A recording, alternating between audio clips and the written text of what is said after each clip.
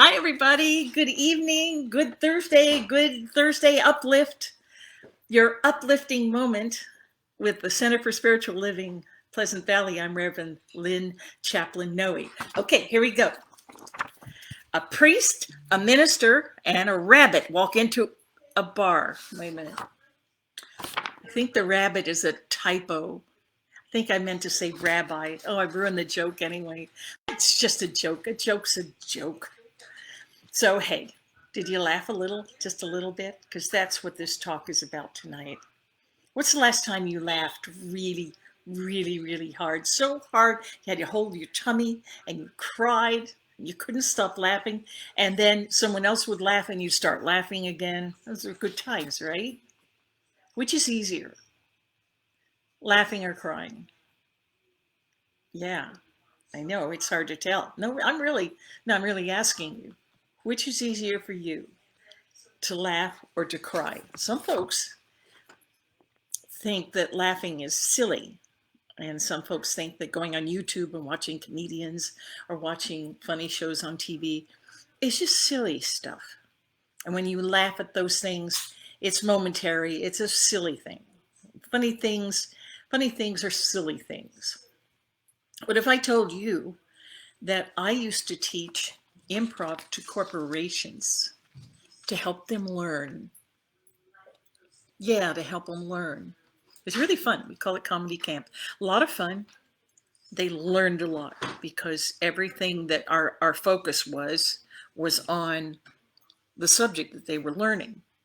But we created improv exercises, so while they were laughing, they were learning. And I'll tell you how that works in the brain, actually a little bit later when I talk about brain health. So we know crying is good for you, right? They even call it the good cry. Have you ever had a really good laugh? I mean, right, holding your tummy? Okay. So I had one of those laughs today, holding the tummy. I could not control myself. It was so funny. On YouTube, Albert Brooks, this was an old comedy routine from the Flip Wilson show. If you remember Flip Wilson, so this was on the Flip Wilson show, and Albert Brooks played a really, really, really bad ventriloquist. You're already smiling, right? He was so bad that, okay, I'm laughing just thinking about it. He was so bad at the very end of the sketch. You know where the ventriloquist usually drinks water and the dummy sings a song? Well, Albert Brooks sang Swanee River while he poured water down the throat of the dummy until the dummy, well, obviously couldn't hold his water. It was so, I can't even imagine how brilliant that comedian is to have thought of something like that. But I've never cried. I've never laughed so hard that I cried as much as I did today watching that. So raise your hand if you even laughed a little at the very thought of that. That's good. That's good. You raised your hand again, too. Keep doing that. So, hey, colonoscopies are funny, aren't they? No? I don't know. I had one yesterday and I was all prepared. So when I went into the room, you know, when it's supposed to happen, the doctor was very, there's so many young, cute doctors and nurses at this hospital. The doctor came in and he said, "Sorry about last night," which I'm sure means he's sorry that I had to endure that prep, that awful, disgusting prep last night and yesterday, the night before, and that morning for the colonoscopy. It's a terrible thing. It's horrible. It's just very undignified and not very pleasant. So the doctor was very clever and he said, "Sorry about last night."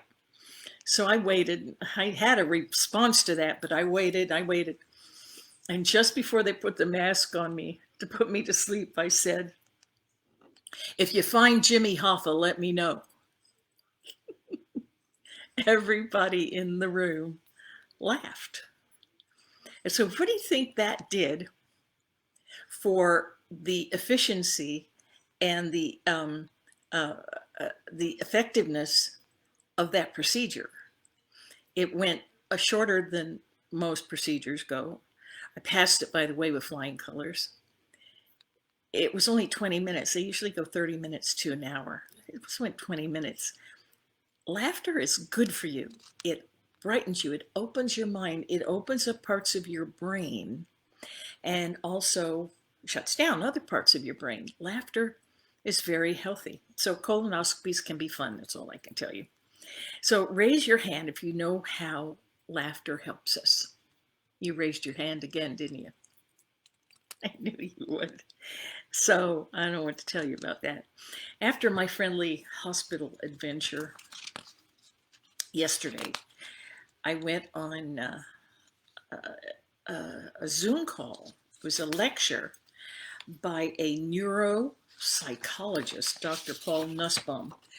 This guy was brilliant. He was talking to people who work in assisted living and how they can help seniors to increase their brain health and live longer and live happier.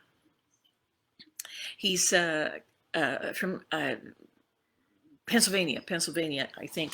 And he had great images of the brain, little squiggly things in the brain and all the parts of the brain, all the buttons that make us do the things that we do and make us tick. And he was wonderful and very compassionate. And you'd be surprised at how much on spiritual principle he was. The guy was great. If you want to find out about brain health and Dr. Paul Nussbaum, go on www.brainhealthctr.com. So CTR means center, so it's brainhealthctr.com. And find out about Paul Nussbaum. He's brilliant, and he's written many books. And I adored him. I really enjoyed what he was talking about. And so brain health, here's some things, and I've got lists of things that he said. Brain health and how to create it and how to keep it. Number 1, nutrition. Number 2, socialization. Number 3, nutrition, mental stimulation. And number 4 was physical activity. So nutrition, socialization, mental stimulation. Remember I said that, and physical activity. He had all kinds of ways to build brain health and avoid loneliness, which he says is loneliness is more deadly than smoking. It's what he said.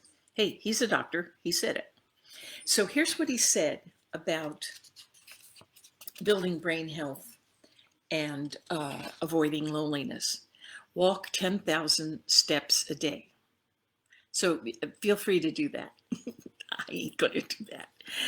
Dance, and you know I love dancing, so dance. Reduce sitting time. I'll give you 1 hour to watch General Hospital and then reduce that sitting time. This is my big problem. I love to sit. Aerobic yoga, swimming, knitting, gardening. Learn a second language. Thank you. Travel. Learn sign language. I'd like to do that. Play board games and puzzles. Power of music and art. Surf the web. Limit that though. And poetry. Never once did he mention improv. Come to that later.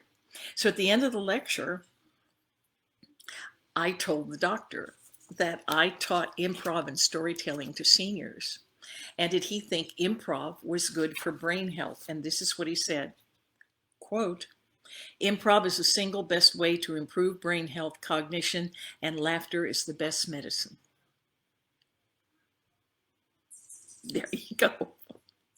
I like that very much. Of course, I like that very much. Here's a second list of good things to do for your brain. According to the good doctor, breathing.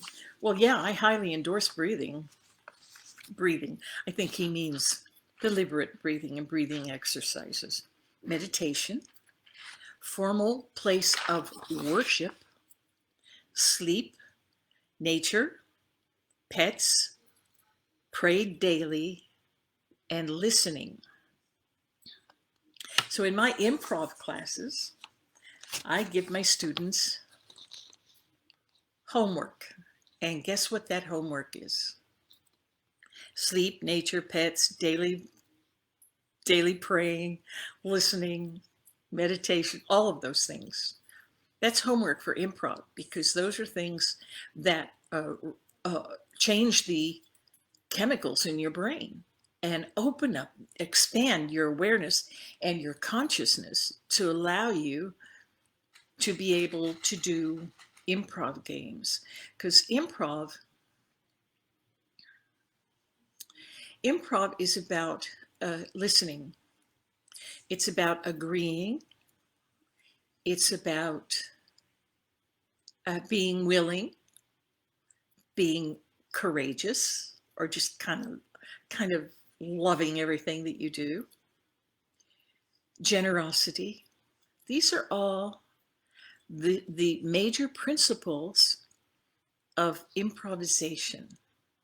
So if you're in a conversation, well, actually, we're in a conversation right now. I'm talking to you, right? But what I'm really doing is putting ideas or sharing ideas with you for you to be able to process them and then respond to me. That's improv. When you go to church and you see someone at church and you start to talk, there's no script for that.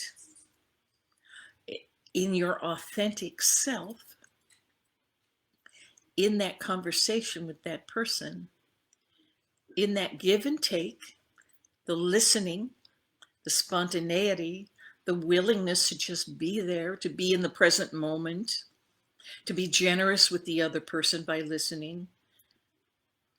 Improv. Think about that the next time you go to the grocery and you go up to the cashier and you say, hi. And they say, hi, how you doing? Is that cash or a card or check? Well, whatever. There's really no script for that. That's improv. Everything is improv.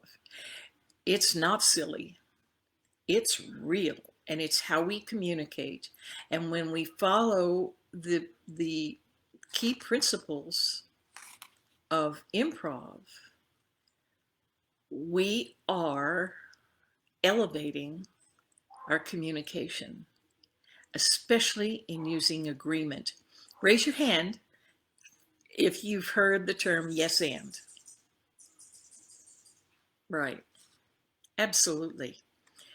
Those two words can elevate a conversation, elevate your awareness, elevate a relationship when you begin to agree with the contribution of each other. And I say yes and. I'm saying, yes, I heard you. Yes, I see you. Yes, I acknowledge your presence. Yes, yes, yes. Yes, and. So the next time someone says something to you that you disagree with which you disagree, say yes, and. Here's another possibility. Let's take a look at that. Isn't that much better than, no, your idea sucks? Yes, and. How hard is that? Actually, it shouldn't be, but it is. And people are getting better. It's come into the mainstream now. You hear it all the time. People say, yes, and. Because we genuinely want to acknowledge the presence and the contributions of others. I love my improv. And I love to laugh. And laughter, according to Dr. Nussbaum, just love, this guy's great. Laughter is a reward system. And I'm going to have to quote him on this. This reward system of laughter releases dopamine, neurochemicals, oxytocin, and removes you from a stressful world. It releases, now this is me, it releases, I call them good cats and bad cats. It releases good catecholamines. These create endorphins. These are happy endorphins. And while laughter is doing all that good stuff, you're laughing and you're rolling and you're holding your tummy and tears are rolling, coming out of your eyes.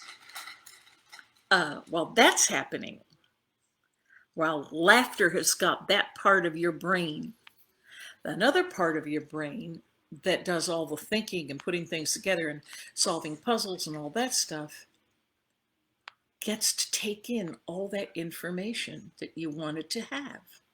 So when you're laughing, you can imprint on a person's awareness and their consciousness all kinds of wonderful things. That's why when I taught corporations improv, they accomplish things that they didn't know they could accomplish because they did things with laughter in a lighter way. And they learned from that. I keep pointing back here because according to Dr. Nussbaum, there's a little part of your brain back here. I'm not going to give you the names of all these cortexes and vortexes and subcortexes and all that stuff. You can find that out on your own, and you should. It's amazing. It's fascinating. So while all that laughter is going on, that part of your brain is taking in tons of information. So that's why when I say when you're laughing, you're learning, I really mean that. When you're laughing, you're learning. Very recently, and this is regarding laughter and tears coming from the same source. Very recently, we had a celebration of life for our beloved Reverend Betty Ann Brennan, and who had made her transition, and just a couple of Saturdays ago. And I have to say, it was one of the most joyous celebrations of life I've ever seen. It was really beautiful. And there was as much laughter as there were tears, and each of those was so authentic.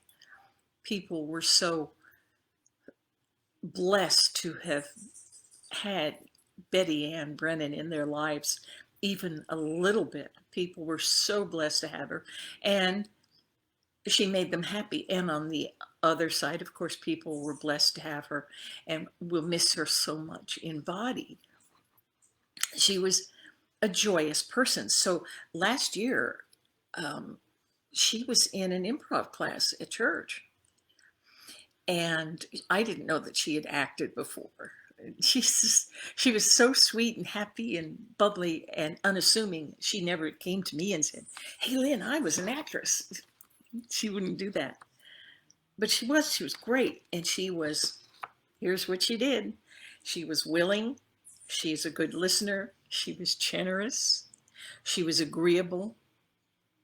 All of those wonderful, wonderful tenets, rules of improv, she embodied. She was the first one to jump in.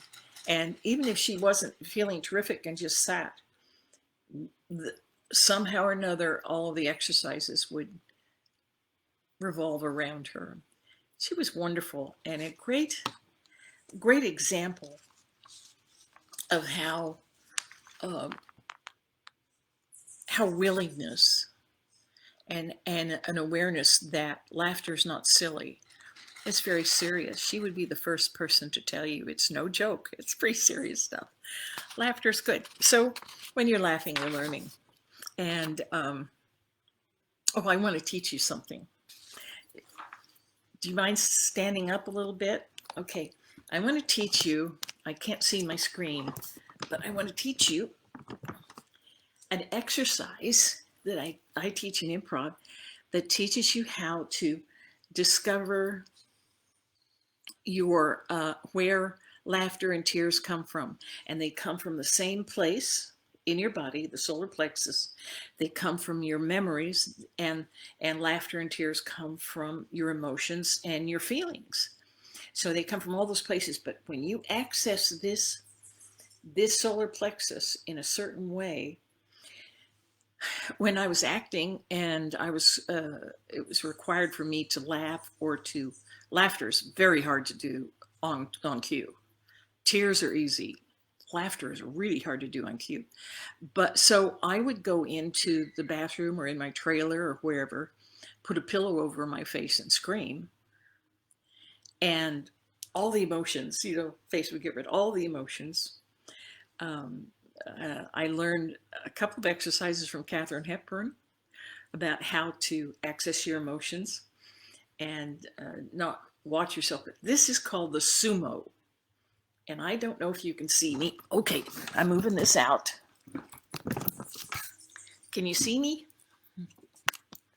Sumo is this. You bend your knees, put your finger on your belly button, and just say, ha, ha, ha, ha, ha, ha, ha, ha, ha, ha, ha, ha, ha, ha. You will find you'll start to get little tears in your eyes. Everything comes up here. It starts to build up. And, well, that was fun. In my classes, we do that. Okay, see, my eyes are watering.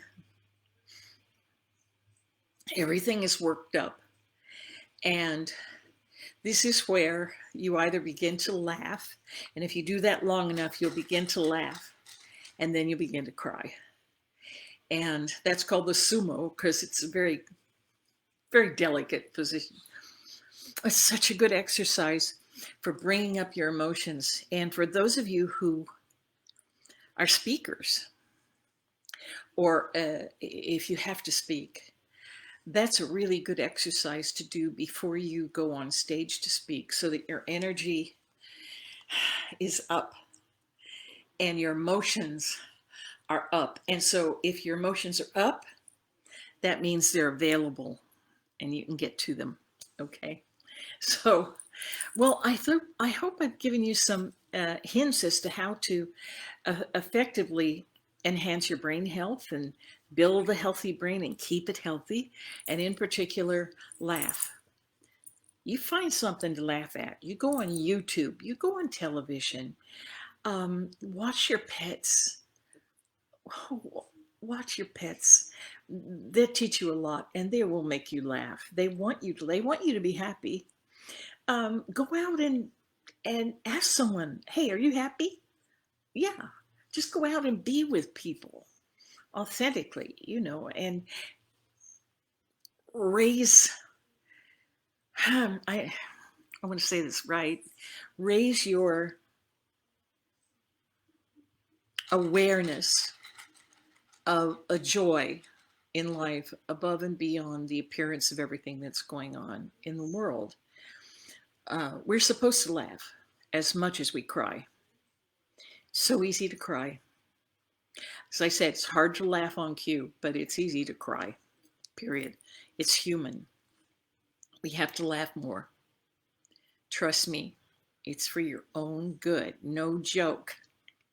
So remember, when you're laughing, you're learning.